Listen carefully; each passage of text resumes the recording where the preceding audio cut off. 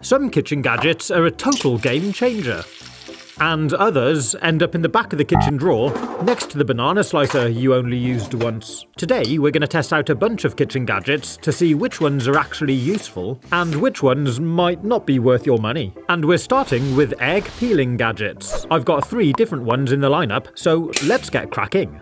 This gadget's called the egg extractor, and it arrived like this. The box is pretty well beaten, but let's open it up and see how it works. There's 2 parts, this stand and this springy piece, which looks a bit like a pump. And according to the box, the egg pressure inside squeezes the egg clean out of the shell and pops it out of the bottom. Wow, that does sound cool. So let's try it out. I noticed this spiky thing here on the base, and I think we're supposed to tap the egg on here to make a hole in the bottom first. Then I think I sit it in the hole here, place this piece over the top, and give it a push down.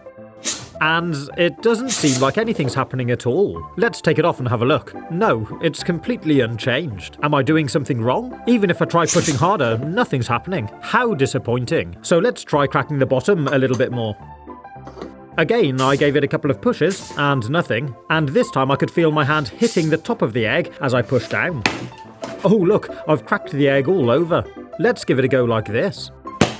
Oh wow, has it worked? Well, it's fired the egg down through, and it's sort of half peeled. Look at that. Take these last few bits off, and I didn't think that was ever going to work. Just a couple of little bits of shell left inside. Let's give it another go, see if we can get it to work properly. This time I'm going to slowly push it down just enough to crack the top of the egg again. And now a firm press. Nope, nothing. Maybe if I crack it a bit more. No, nothing happening at all. Let's try turning it around. And, there we go, it's done it again. It's not particularly clean. You can see it's ripped a bit of the egg whites and you can see the yolk, but it has extracted it pretty much completely out of the shell. That is so funny. Who comes up with these inventions? It has left eggshell all over the place though, and it's definitely not very consistent. Let's try it again one more time. So I really cracked the bottom this time. I gave it a couple of firm pushes, but nothing, so I cracked it again with my hand. And then, oh, that does not look good. It's completely blown the yolk out of the egg white. That is so funny. It's left a load of the shell up inside this time. But in terms of a nicely peeled egg, it's completely failed. Next I'm going to try this gadget. Apparently it cracks, peels and slices all in one. It's quite a compact little gadget, and I like the way the slicer clips into the bottom. I'm not really sure how this metal loop at the top works, and to use it, we crack the egg with the side. Then apparently this metal loop just slides under the shell while we work our way around. Wow, check that out. It's peeling a strip of shell off around the middle. So once you've gone all the way around, just lift it off, and you should be able to just pull off the side bits. That was pretty easy, to be fair, and it's done a good job. Can you see though, it's actually gone a bit too deep and cut a channel into the egg white as well. With a lot of these gadgets though, it's down to technique and how you use them. So let's try it again and see if we can get it perfect. So, crack the egg. Then tuck this piece of metal underneath the shell and carefully rotate it all the way around. That is so easy. Then remove the sides and look at that, absolutely perfect. I've got to say it, I'm impressed. Not only does it peel them, it's also got this egg slicer. So we just sit the egg on top and push the cutter through. But look at this, because the top and bottom aren't connected with a hinge like on a regular egg slicer, it's difficult to get them to line up straight. I had to keep fiddling around a little, and then I got it through, and we've got nicely sliced up egg. Pretty cool, huh? If you're enjoying this video, I've got loads more coming soon, so make sure you're subscribed so you don't miss them. And now, back to the gadgets. Inside here, we've got an egg shaker. It's this plastic pot with removable lids, and it's got these hard lumps on the inside.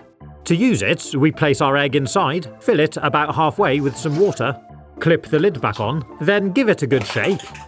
After a few seconds, it should look like this. Then apparently you can just remove it and peel off the shell. Wow, look at that! That was so easy. One nicely peeled egg, and most of the shell has stayed together too. Let's try it with another egg to see if it works again. I did exactly the same. And again we have a perfectly peeled egg. What a clever gadget. But out of all 3 gadgets, I think this one was my favourite. It gave really good results when peeling, it's fun to use and easy to store, and even though the egg slicer was a little bit difficult to use, it's a really nice addition to have with it. But next, we're going to look at these vegetable spiralizers. And we're going to test this premium gadget against this more basic budget model. My first impressions are, it looks really nice and feels well made. Take off the top and look at that. Let's separate it all out and have a look at the bits. This is the collection cup where the vegetables fall into. Here we've got a grating plate. This is the coarse plate for making thicker spirals, and here's the thin one. This top piece has got these arms to keep it all in line, and you can spin the top to rotate the spike plate, which grips the vegetables. To use it, select which cutting plate you want to use, line the arms up in the holes, and the top slides up and down like this as we rotate it to turn the vegetables. A quick flick through the instructions and it looks great, and I'm going to start by trying to spiralize this carrot. I'm going to test it with the fine spiralizer. So I think we just sit it on here, place the top on, and give it a spin. Oh, that's really disappointing. Nothing's happening at all. It's clear the spikes on the top are just nowhere near strong enough to turn the carrot. In fact, they're just ripping up the end. Maybe if I try poking this end up onto the spikes first, and we don't really want it to be central, do we? Because otherwise it doesn't go through the blades very much. So if I can hold it like this and turn it, no, that's clearly not going to work either. It's chewing up the end. Oh, that really is disappointing. The picture shows some beautiful spiralized carrot. Let's try it again. This time, if I do keep it central and try turning it, well, something's happening. Okay, we're getting some tiny little bits and a long piece pushing through the middle. This is not what I had in mind. Keep going, and there we go. Lift this piece out, and it seems like a lot of waste. Maybe if I try putting the other half of the carrot just off center, it'll work better. No, that's no good. Put it back central. And, well, it's working, but this seems like a lot of effort for some not very good results. Maybe I'm doing something wrong. Let me know in the comments. Take the plate off and let's have a look. All the bits seem really short. They're not nice long spirals like I wanted. But let's see if we have any more success with a courgette. I cut it into 3 pieces, and this time let's try the coarse cutter. I'll place this piece on first, then bring the top down and start turning. This is looking a lot better. I think it might be because it's a wider diameter than the carrot. That went through easily. Let's take the top off, and we've still got the same amount of wastage, but remove the cutter, and wow, look at that! That's actually come out well. Nice long spirals. Let's see what happens if I try using the greater plate for the next one. There's no centralizing spike on this one, so just put the top on and give it a twist. Look at that. It's working really well. We've got a nice neat piece on the end. Remove the cutter and we've got some really nice finely grated courgette. I wonder if this would work with carrot. So I placed on another half, started rotating, and no, again, it's not really working. I think it might be because the diameter is too small. But what if I place it this way around? Well, it's definitely crunching around in there, but we don't really seem to be getting much out. I've tried it a few times now, and I can't really get it to work with carrots. What a shame. But for courgette, it does work nicely. Next we're going to try this. It looks far more simple. It's just a conical spiralizer with no moving parts. To use it, you poke your carrot in the end and start twisting. Check that out. Straight away it's working. It's almost like a massive pencil sharpener. Keep going and going until you can't grip the carrot anymore at the end.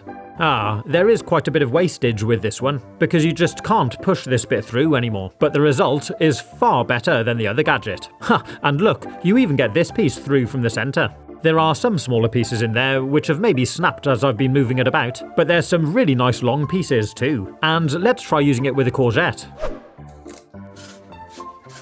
Look at that! That's brilliant! You can just keep going and going until you can't get any more through.